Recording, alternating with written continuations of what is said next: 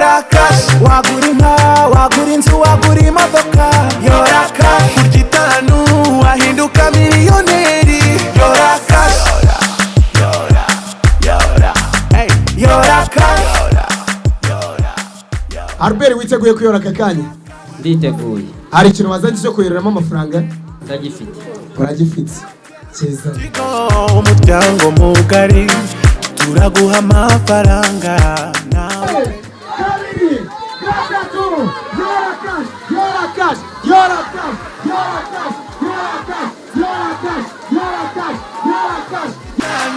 Wahinduka miliyoneri.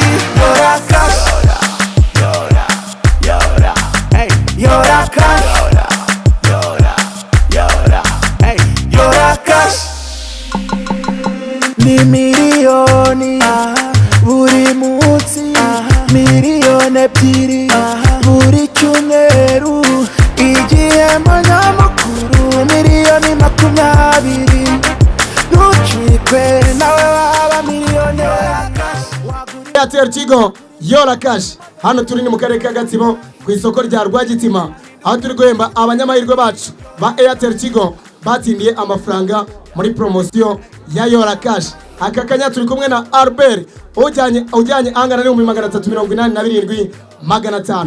Albert, kuba wakiriye amafaranga angana gutya uri kwiyumva umeze gute muri wowe? Ni ibyishimo byinshi. Albert, hari abantu bajya bavuga ngo amafaranga ntago tuyatanga, tuyahereza abantu mu miryango, abakozi ba hafi. Hano kuri rino soko ari n'abahuze bavuga ngo kubera iki nta mukene utombora, hatombora abakire gusa. Abo bantu ni iki wabasobanurira muri aka kanya? Icyo nababwira muri Yora Cash ni ukuri, ngira ngo murabyibonera. Amafaranga watsindiye barayaguha rwose. Igitanu byaguhindurira ubuzima niryo ukeneye ngo Yora Cash na Airtel Tigo. Andika umubare rimwe wohereze ku 155 cyangwa uhamagara 155 ubone amahirwe yo gutsindira miliyoni imwe buri munsi, miliyoni 2 buri cyumweru, ube wanatsindira igihembo nyamukuru cya miliyoni 20 buri. Yora Cash hamwe na Airtel Tigo, umurongo ukoreshwa na benshi mu Rwanda.